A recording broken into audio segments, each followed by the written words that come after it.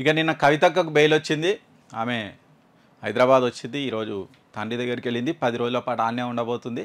ఇక అక్కడనే మంతనాలు జరపబోతుంది కవితక్క. ఈ నేపథ్యంలో ఇంకొక ఇంట్రెస్టింగ్ న్యూస్ ఏంటంటే కేటీఆర్ అమెరికా వెళ్ళడం. సరే, ఆయన ఆల్రెడీ ట్వీట్ కూడా చేసిండు, అమెరికాకి వెళ్తున్న కొడుకు చదువు కోసమని, ఏదో పని ఉందని.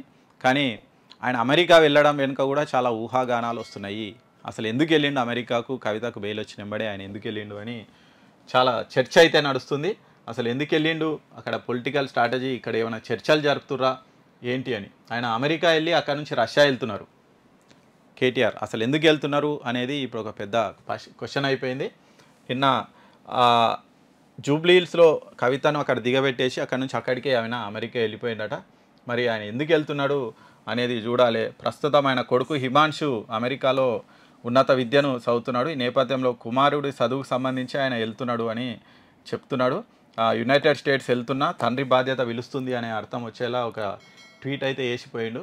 కానీ ఆయన అక్కడికి వెళ్ళి ఎవరెవరిని కలుస్తాడు ఏంటి అనేది మాత్రం పెద్ద డౌట్లు అయితే వస్తున్నాయి. ఇక కుమారుడి కోసం ఆయన అమెరికాకి వెళ్తున్నట్టు పైకి ప్రచారం వస్తున్నా అసలు మతలబు ఇంకోటి ఉందంట అని చర్చలు అయితే వస్తున్నాయి.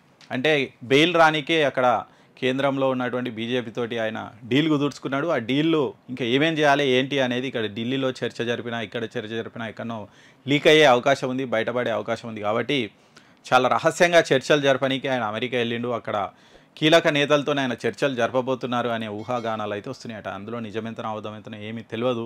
మరి ఆల్రెడీ కాంగ్రెస్ నేతలు అయితే ఆరోపిస్తున్నారు బీజేపీకి బీఆర్ఎస్కి మధ్య డీల్ కుదిరింది, వాళ్ళు పార్టీ విలీనం చేయబోతున్నారు, లేకపోతే పొత్తు పెట్టుకోబోతున్నారు అని రకరకాల ఊహాగానాలు వస్తున్నాయి. ఈ నేపథ్యంలో కేటీఆర్ అక్కడ అమెరికా వెళ్ళి అక్కడ ఉన్నటువంటి కొంతమంది నేతలు ఇంకా కొంతమంది కూడా అటు వెళ్తారంట, వాళ్ళతోటి కీలక చర్చలు జరిపి మరి ఆ సారాంశాన్ని మళ్ళీ వచ్చి తండ్రికి అందిస్తాడు. ఆ తర్వాత కీలక నిర్ణయం తీసుకునే అవకాశం ఉంది అని అయితే చర్చలు జరుగుతున్నాయి. మరి అది నిజమా అబద్ధమా అనేది అయితే చూడాలి. మరి దాంతోపాటు ఆయన అమెరికా వెళ్ళిన తర్వాత అక్కడ నుంచి 5 నుంచి 7 వరకు రష్యా కూడా వెళ్తున్నాడు.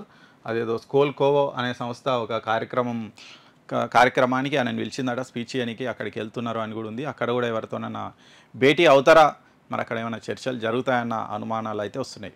మరి వీటన్నిటికీ కూడా మనం ఇప్పుడు ఏం చెప్పలేము. ఇవన్నీ కూడా కాలమే వీటన్నిటికీ సమాధానం చెప్పబోతుంది.